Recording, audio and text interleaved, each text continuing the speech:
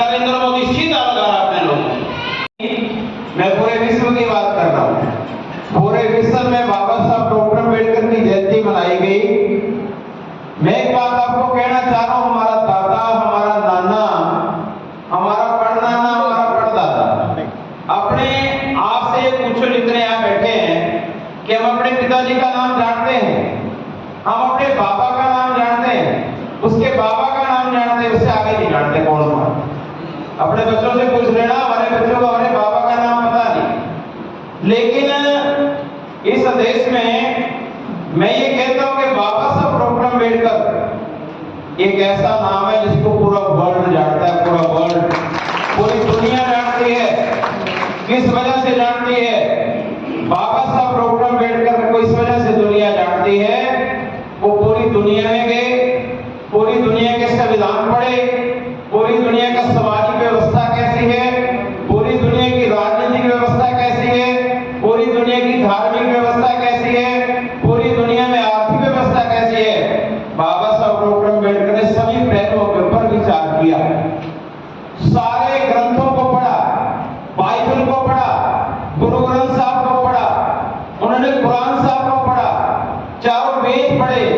जितना भी मैं कहूंगा दुनिया में जितने शास्त्र वेद हैं सारे बाबा साहब डॉक्टर अम्बेडकर ने पढ़े, और सबको पढ़ने के बाद वो इस निष्कर्ष पर पहुंचे, इस देश का जो सिस्टम था, यहाँ पर राजा थे, 565 रियासतें थी हमारे, इसमें राजा महाराजाओं का था देश।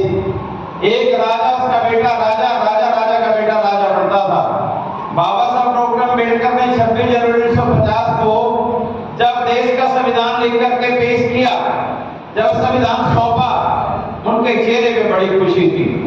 और नेहरू जी, डॉक्टर राजेंद्र प्रसाद, ये पूरी टीम, उन्होंने राजेंद्र प्रसाद को संविधान सौंपा था, और पूरी टीम एक सवाल बाबा साहब अम्बेडकर से किया कि आज आपके चेहरे पे इतनी रौनक क्यों है? तब बाबा साहब अम्बेडकर ने कहा कि आज मैंने उस रानी के पेट का ऑपरेशन कर दिया, जिस रानी के पेट से बच्चा पैदा होकर के राजा बनता था, केवल उस रानी के पेट से पैदा होकर बच्चा राजा बनता था। आज मैंने इस संविधान में ऐसा प्रबंध कर दिया है, ऐसा प्रबंध कर दिया कि वोट के डिब्बे से राजा पैदा होगा, जिसका वोट ज्यादा होगा उसका राजा बनेगा, जिसका राजा होगा, जिसका वोट ज्यादा होगा उसका राजा बनेगा। आज मैं ये कह सकता हूं, पंच बने हैं, नंबरदार बने हैं, सरपंच बने हैं, एमएलए बने हैं, एमपी बने हैं, मुख्यमंत्री बने हैं, और प्रधानमंत्री की कुर्सी तक पहुंच गए, उप प्रधानमंत्री बने, प्रधानमंत्री की कुर्सी तक पहुंचने का नंबर है। मैं ये बात क्यों कह रहा हूं? ये कैसे संभव हुआ जब बाबा साहब डॉक्टर अम्बेडकर ने सारी व्यवस्था दी। सर छोटू राम का बहुत बड़ा नाम है, किसान मजदूर के लिए बहुत बड़ी लड़ाई सर छोटू राम ने लड़ी।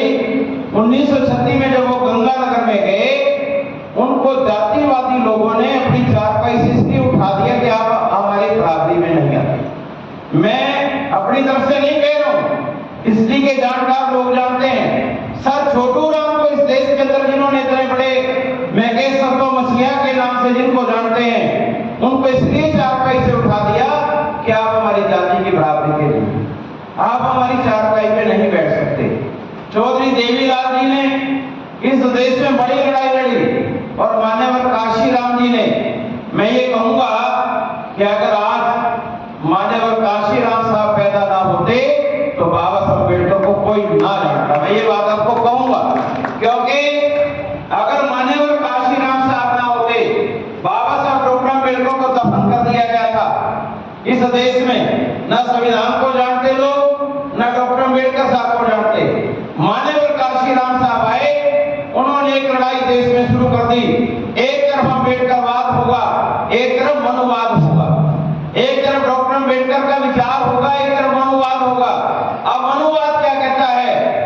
जाति रहे, गैर बराबरी रहे, छुआछूत रहे, लड़ाई रहे, झगड़ा रहे, आपस में लोग बटे रहे, आपस में दीवार खड़े रहे। और अम्बेडकरवाद क्या कहता है? जात पात का खात्मा हो, सब लोग बराबर हों, इस देश में झगड़ा ना हो, इस देश में भाईचारा हो। भारत का संविधान हिंदू, मुस्लिम, सिख, ईसाई, बौद्ध, जैन, पारसी सभी लोग बराबर हैं। हिंदू अपने तरीके से अपने धर्म को मान सकता है, सिख अपने तरीके से मान सकता है और बौद्ध अपने तरीके से मान सकता है, कोई रोक नहीं सकता। अगर ये व्यवस्था हमें दी है, ये व्यवस्था गीता ने नहीं दी, व्यवस्था हमें किसी शास्त्र ने नहीं दी है। अगर ये व्यवस्था देने का काम किया भारत का संविधान, जिसको बाबा साहब अम्बेडकर ने लिखा है। अभी एक प्रोफेसर साहब कह रहे थे यहाँ पे कि श्री राम को भगवान लोग कहते हैं, भगवान मानते हैं, इनकी आस्था उनका भगवान है। हो सका मेरी आस्था ना हो, मैं हो सकता ना भगवान मानूं, मेरी किसी और भगवान में आस्था हो सकती है। भगवान मानते हैं, पर जब उनका भी फैसला आया वो भी भारत के संविधान को करना पड़ा, बाबा साहब अम्बेडकर की कलम के द्वारा करना पड़ा। आज मैं कह सकता हूँ इस देश के अंदर सुप्रीम कोर्ट है, इस देश में सारी व्यवस्थाएं हैं, इस देश का शासन प्रशासन चलता है वो हमारे देश के संविधान से चलता है। जिस दिन हमारे देश में मुख्यमंत्री, प्रधानमंत्री, राष्ट्रपति, एमपी, एमएलए सरपंच बढ़ता है, शपथ लेता है, वो शपथ लेता है, उसको शपथ दिलाई जाती है कि मैं आज पंच बनाऊं, सरपंच बनाऊं, एमएलए बनाऊं, एमपी बनाऊं, मैं संविधान के प्रति अपने कर्तव्यों का पालन करूंगा, सच्ची निष्ठा ईमानदारी रखूंगा, मैं भारत के संविधान को मान करके नियम कायदे कानून में रहकर कार्य करूंगा। इस प्रकार की प्रतिज्ञा हमारे प्रशासन के लोग दिलाते हैं। कोई एक वर्कर खड़ा करके ये बात कह दे कि मैंने भाई कहीं पर मैंने बीड़ी, सिगरेट, शराब, अड्डा, मीट कभी मैंने जिंदगी में टच ही नहीं किया। हम बाबा साहब अम्बेडकर को पूरी तरह मानते, फार्मेलिटी में नहीं मानते। बाबा साहब डॉक्टर अम्बेडकर ने कभी शराब का, अभी हमारे भाई एक डॉक्टर यहाँ बैठे वो नशा मुक्ति पर काम कर रहे हैं, शमशेर जी। मेरा ये कहना है, एक काम करना है, एक बात को मानना है। हमने तो अपने जीवन में लागू किया गुरु रविदास महाराज की बात को, मां शराब को छाटकर फल क्रिया का त्याग, गुरु रविदास जी ने कही ये बात। अब आ जाओ आगे, आप डॉक्टर अम्बेडकर साहब की जयंती मनाने के लिए आए। डॉक्टर अम्बेडकर साहब के मैं 3 पहलुओं पर चर्चा नहीं करूंगा, ना धर्म पर, ना अर्थ पे, ना सामाजिक पे, मैं राजनीति की चर्चा कर रहा हूं। मैं आपको एक बात बता रहा हूं, आप ये कहेंगे डॉक्टर अम्बेडकर साहब की जयंती मना रहे हैं किस लिए? डॉक्टर अम्बेडकर साहब का टारगेट क्या था, उनका लक्ष्य क्या था? जब डॉक्टर अम्बेडकर साहब को संविधान सभा में जाना था, क्या कहा बाबा साहब ने? पूरे इंडिया के लोगों को कहा कि मैं संविधान सभा में जाना चाहता हूं। ऐसा एरिया कौन सा है जो मुझे जिताने का काम करेंगे? जो आज बंगाल में चला गया, मैं कह रहा हूं आपको खुलना हल्का पड़ता है, वहां के लोगों ने बाबा साहब अम्बेडकर को निमंत्रण भेजा कि बाबा साहब अम्बेडकर जहां पर ज्यादातर इस्लाम को मानने वाले लोग थे, मुस्लिम समुदाय को लोग थे, उन्होंने डॉक्टर अम्बेडकर साहब को चिट्ठियां भेजी, आप हमारे इलाके में हम आपको चुनकर भेजेंगे। और डॉक्टर अम्बेडकर को जिताने का काम पूर्ण हल्के के लोगों ने किया, बाबा साहब अम्बेडकर को जिताने का काम किया। अगर बाबा साहब अम्बेडकर संविधान सभा में जीत कर ना जाते, देश का कानून ना बनाते। भाई मैं एक बात के लिए कहूंगा, अगर आपने बाबा साहब अम्बेडकर को मानना है तो पहली बात मानो बाबा साहब की शिक्षित बनो। भाई हम तो खुद पढ़े, हमने तो पेपर लागू किया इस बात, हम कॉलेज भी गए, स्कूल भी गए, यूनिवर्सिटी भी गए, और बाबा साहब अम्बेडकर ने एक बात कही कि राज सत्ता एक ऐसी जाति है जो सारे ताले बोलती है, हम राज के लिए लड़ रहे हैं। मेरा भाई ये कहना है, नरेंद्र मोदी देश के संविधान को खत्म कर रहा है, आज वो संविधान की धज्जियां उड़ा रहा है। आईएएस आईपीएस बच्चे पेपर यूपीएससी का एग्जाम देने के बाद लगते नरेंद्र मोदी सीधा लगा रहा अपने लोग। आईएएस के लिए, आईपीएस के लिए पढ़े लिखे लोग यहाँ बैठे हैं, सीधा भर्ती कर रहा है। कहां जाओगे आप? कैसे लगेंगे आपके बच्चे? कौन लगाएगा?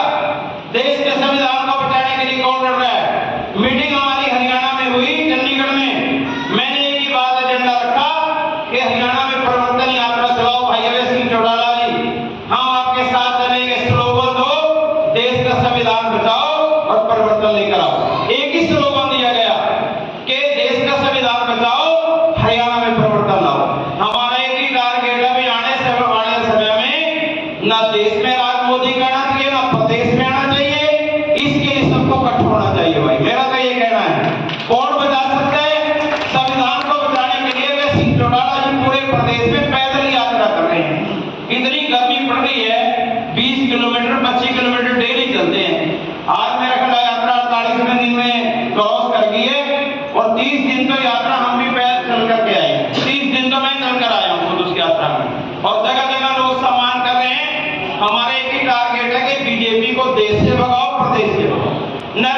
मोदी से झूठा प्रधानमंत्री देश में कोई नहीं हो सकता।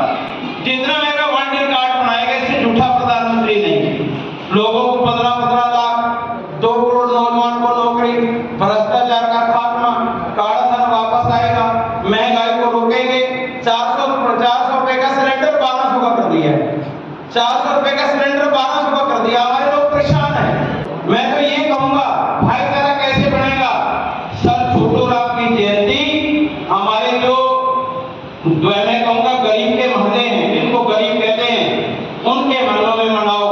और बाबा साहब अम्बेडकर की जयंती किसान के मोहल्ले में जाकर के मनाओ, भाईचारा अपने आप बन जाए। बाबा साहब अम्बेडकर की जयंती मनाओ किसानों के मोहल्ले में जाकर के, और सर छोटू राम चौधरी देवीलाल जी की जयंती मनाओ जाकर के, कहां पर? गरीबों के मोहल्ले में। अपने आप भाईचारा बढ़ जाएगा। आज हमें दुश्मन की पहचान करनी है। सर छोटू राम जी ने एक बात कही, दुश्मन को पहचान कि आपका दुश्मन कौन है। बाबा साहब अम्बेडकर भी वही बात हमें कह कर गए हैं, हमें अपने भाई की पहचान करनी है। और वही बात मान्यवर काशीराम जी ने तो सीधी लाइन खींच दी, एक तरफ अम्बेडकरवाद, एक तरफ मनुवाद, लाइन खींच के लड़ रहे हैं। तो आज साथियों मेरा ये कहना है, पूरे देश में महागठबंधन की तैयारी हो रही है और हमारा प्रयास है देश में महागठबंधन बने, नरेंद्र मोदी की सरकार का खात्मा हो, देश का संविधान बने। मेरा ये कहना है, उत्तर प्रदेश में क्या हो रहा है? क्या हो रहा है उत्तर प्रदेश में? कानून को अपने हाथ में ले लिया। मेरा ये कहना है, अगर किसी ने अपराध किया है, कोई गुंडा है, उसको सजा कोर्ट देगा, उसे फांसी कोर्ट देगा। और आज गोलियां मार मार के सरेआम ये भारतीय जनता पार्टी के लोग सरेआम कानून की धज्जियां उड़ा रहे हैं, गोलियां मार के मारे लोगों, ये बिल्कुल संविधान की हत्या हो रही है। संविधान को बचाने के लिए साथियों में आगे आना होगा। एक मैं बात बता रहा हूं, ये भारतीय जनता पार्टी वाले लोग बहुत नशे में हैं। हमने एक दिन का नशा उतारा था, इन्होंने SC/ST कानून को हाथ लगाया था, SC/ST कानून से छेड़खानी की थी। मैं पूरी RSS के लोगों को, कोई CID का हाथ में बैठा है, मैं RSS के लोगों को मैसेज देना चाह रहा हूं, मैं भारतीय जनता पार्टी के प्रधानमंत्री को मैसेज देना चाह रहा हूं। आपने SC/ST कानून को छेड़ा था, एक दिन में पूरे इंडिया को जाम कर दिया था। लोगों ने अगला दिन, तीसरे दिन नरेंद्र मोदी को SC/ST कानून बदलना पड़ा था। और जिस दिन किसानों को छेड़ा, किसानों ने 1 साल आंदोलन चलाया, ये कहते थे कानून बदला नहीं जा सकता, लेकिन 1 साल में किसानों ने नरेंद्र मोदी की नाक कटवा के छोड़ी। मैं ये कह रहा हूं, किसान मजदूर ये तो ऐसे वर्ग हैं, अगर ये देश में इकट्ठे हो गए ना नरेंद्र मोदी जी, यहाँ लोकतंत्र है, यहाँ तानाशाही नहीं है। हमने सद्दाम हुसैन का शासन देखा है, हमने हिटलर को सुना है, हमने पढ़ा नहीं, अभी सद्दाम हुसैन को तो देखा है। बड़े बड़े लोग यहाँ पर तानाशाही लोग आए, लेकिन जनता जब बगावत करती है, बाबा साहब अम्बेडकर कहते हैं कि अगर भाई थाना भी फेल, पंचायत भी fail, lower court fail, session court fail, high court fail, supreme court fail, जब कोई आपकी सुनवाई करने वाला ना रहे, एक अदालत है सबसे बड़ी, जनता की अदालत। फिर जनता की अदालत में जाओ, ये जनता की अदालत हम बैठे हैं, हम जनता की अदालत के लोग बैठे हैं। हमें भारतीय जनता पार्टी को इस देश से उखाड़ना होगा, नरेंद्र मोदी का खात्मा, उसकी सरकार का खात्मा करना होगा। हरियाणा में भाईचारा बनाओ। हरियाणा में कुछ लोग भाईचारा खराब करने लगे हैं, लेकिन हरियाणा में भाईचारा बनाओ। किसान मजदूर का कितना बड़ा भाईचारा है भाई, मजदूर के पास खेत नहीं, किसान के पास खेत है, पर मजदूर जाता तो किसान के खेत में ही है। मैं कह सकता हूँ वहां से साग ले आए, वहां से गन्ना ले आए, वहां से भाई मूली ले आए, सलगम ले आए, किसान के खेत में जो भी लग रहा ले आए। मैं कह रहा हूँ, मैं गन्ने की कीमत देख रहा था अभी, एक गन्ने की कीमत 12 रुपए है। एक गन्ना 12 रुपए में पड़ता है जब तैयार करता है किसान, 12 रुपए का गन्ना। और अगर कहीं खेत में जाओ ना, किसी किसान को बोलो गन्ना ले, तो कह 10 लोग तोड़ ले जाए, कोई तोड़ जाए, कोई निकाल ही नहीं करता। हमारा कितना बड़ा भाईचारा है। अगर किसान के खेत में कुछ खड़ा है ना, आप उसको कहो भी मेरे को ये चीज चाहिए, निकाल ही नहीं करता। हमारा तो किसान मजदूर का भाई जन्मों जन्मों का रिश्ता है। इस किसान मजदूर के रिश्ते को और मजबूत करना है, इसके लिए हम